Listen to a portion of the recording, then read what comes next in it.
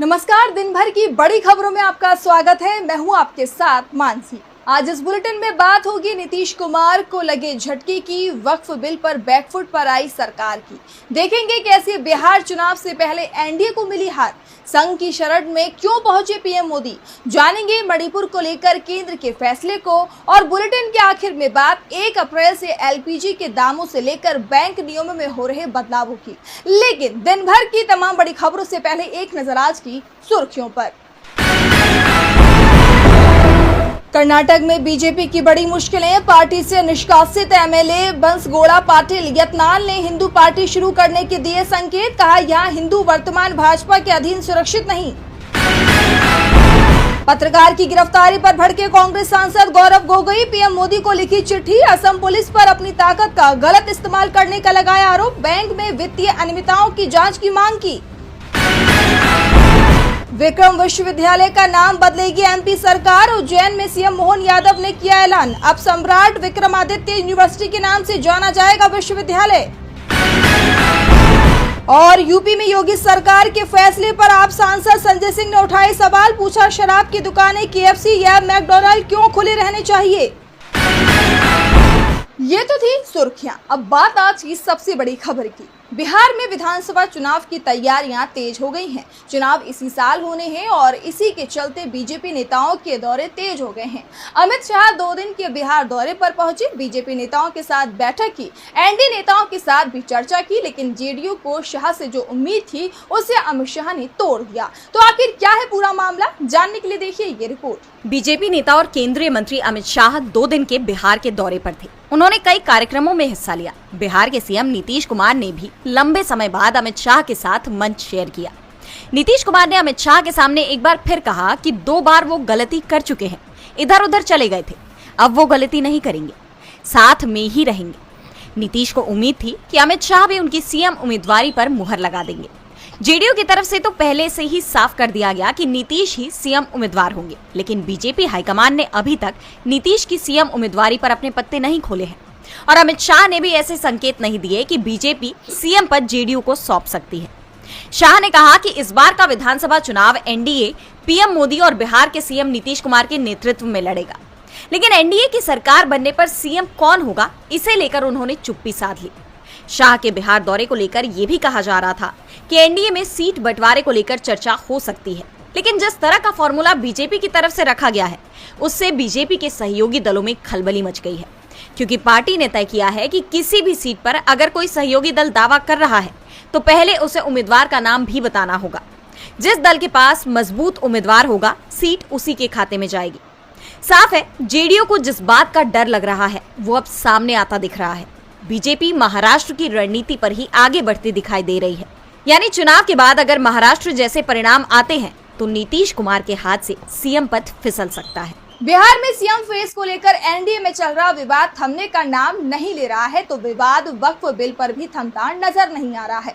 मुस्लिम संगठन लगातार इसका विरोध कर रहे हैं, विपक्ष भी इस बिल को मनमाना बता रहा है, लेकिन सरकार इसे संसद से पास करने की कोशिश में जुटी हुई है। लेकिन अब मोदी सरकार इस पर बैकफुट पर नजर आ रही है, तो क्या संसद में पेश नहीं होगा वक्फ बिल, जानने के लिए देखिए ये रिपोर्ट। वक्फ बिल पर विवाद बढ़ता ही जा रहा है। एक तरफ मोदी सरकार इस बिल को पारित करने की कोशिश में जुटी हुई है।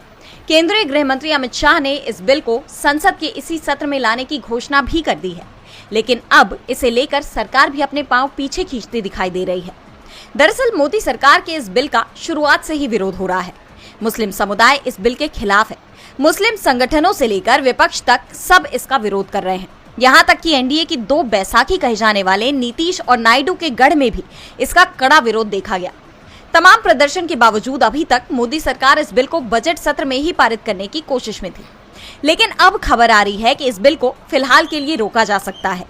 बताया जा रहा है कि बीजेपी के अंदर ही एक ऐसा वर्ग है जो इस विवादास्पद विधेयक को जल्दी लाने के बजाय देर से लाने की संभावना तलाशना चाहता है। तो कुछ लोग ऐसे भी हैं जो मानते हैं कि विधेयक को इसी सत्र में दोबारा पेश किया जा सकता है, लेकिन मतदान और पारित कराने का काम बाद में किया जा सकता है। दरअसल बिहार विधानसभा चुनाव भी नजदीक है और वक्फ बिल को लेकर मुस्लिम समुदाय का आक्रोश एनडीए पर भारी पड़ सकता है। खास तौर पर ये नीतीश कुमार के लिए मुश्किलें खड़ी कर सकता है। और आंध्र प्रदेश में भी चंद्रबाबू नायडू मुस्लिम वोट बैंक को नाराज नहीं करना चाहते। ऐसे में इस बात की संभावना बढ़ जाती है कि संसद में बीजेपी के सहयोगी ही इस बिल पर उसका साथ न दे। इसे लेकर एक वरिष्ठ बीजेपी नेता ने कहा कि ऐसी राय है कि सरकार कुछ और समय तक इंतजार कर सकती है और इस साल के अंत में बिहार में होने वाले चुनावों तक इस विधेयक को टाला जा सकता है।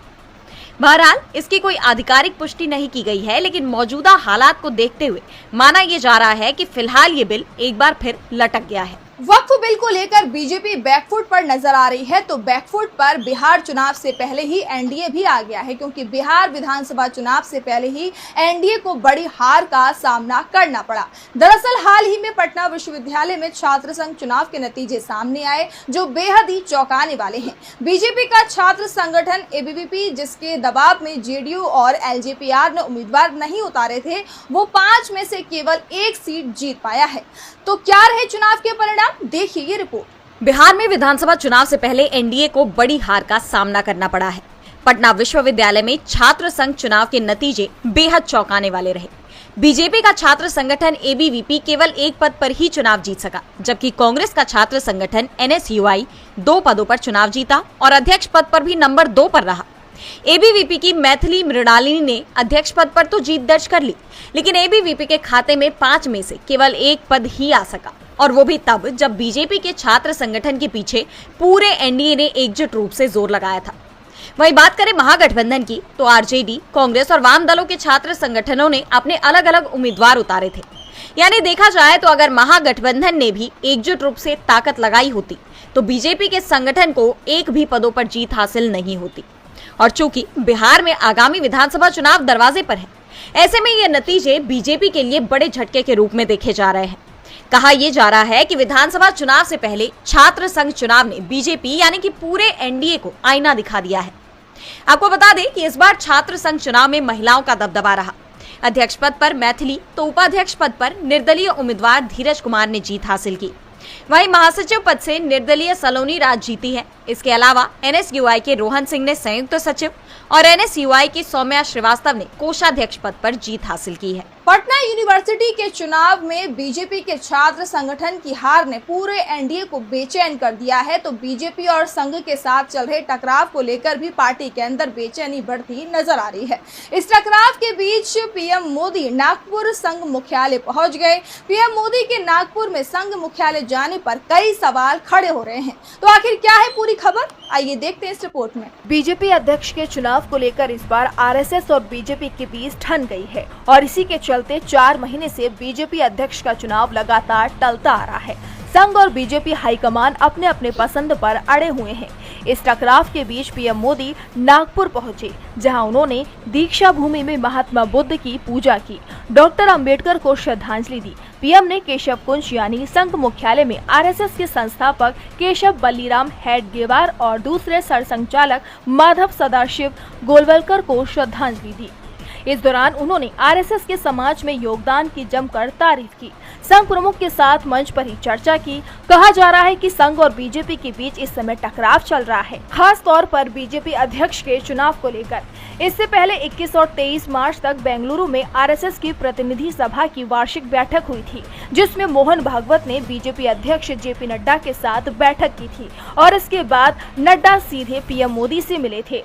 ऐसे में ये कहा जा रहा है कि भागवत ने अध्यक्ष पद को लेकर पीएम मोदी को भी संघ की पसंद बता दी है और पीएम मोदी को भी भागवत ने साफ संदेश दे दिया है। दरअसल मोदी के आरएसएस मुख्यालय में जाने के पीछे सबसे बड़ा कारण लोकसभा चुनाव में बीजेपी को मिली हार से भी जोड़कर देखा जा रहा है, क्योंकि लोकसभा चुनाव में संघ और बीजेपी के बीच मतभेद सामने आ गए थे और इसके बाद पीएम मोदी की तरफ से इन रिश्तों को दुरुस्त करने की कोशिश शुरू की गई थी और इसी के चलते संघ प्रमुख की सुरक्षा को बढ़ाया गया और अब खुद पीएम संघ मुख्यालय पहुंच गए हैं। लेकिन सवाल अभी भी उठ रहे हैं कि क्या पीएम मोदी संघ की पसंद को अध्यक्ष पद के लिए मंजूरी देंगे।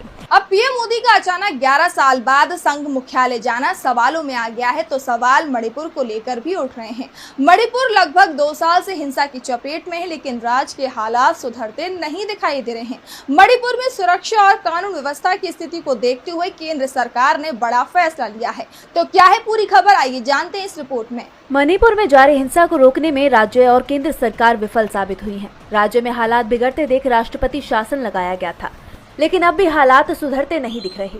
ऐसे में अब केंद्र ने बड़ा फैसला किया है। केंद्र सरकार ने मणिपुर में सुरक्षा और कानून व्यवस्था की स्थिति को देखते हुए सशस्त्र बल विशेष शक्तियां अधिनियम यानी अफ्स्पा को 6 महीने के लिए बढ़ा दिया है। गृह मंत्रालय की ताज़ा अधिसूचना के मुताबिक मणिपुर राज्य को 1 अप्रैल से 6 महीने के लिए फिर से अशांत क्षेत्र के रूप में घोषित किया गया है।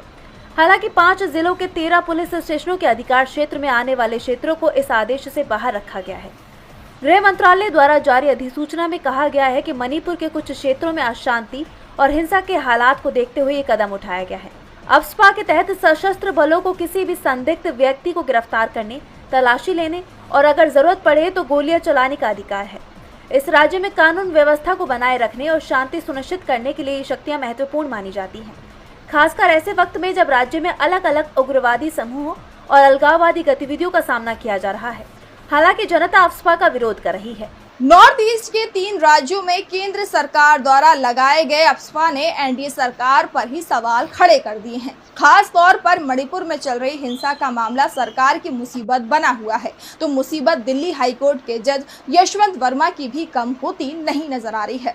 जस्टिस यशवंत वर्मा के ट्रांसफर को लेकर विरोध कर रहे इलाहाबाद हाईकोर्ट के वकीलों ने हड़ताल तो वापस ले ली है, लेकिन ये साफ कर दिया है कि उनका विरोध जारी रहेगा। तो क्या है पूरी खबर, आइए देखते हैं इस रिपोर्ट में। इलाहाबाद हाईकोर्ट के जस्टिस यशवंत वर्मा के तबादले को लेकर चल रहा विवाद अब नए मोड़ पर पहुंच गया है।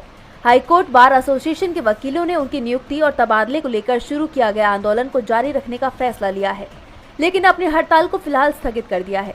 इसके साथ ही सोमवार से हाईकोर्ट में कामकाज फिर से शुरू होगा। ये फैसला इलाहाबाद हाईकोर्ट बार एसोसिएशन के लाइब्रेरी हॉल में हुई कार्यकारिणी की बैठक में लिया गया।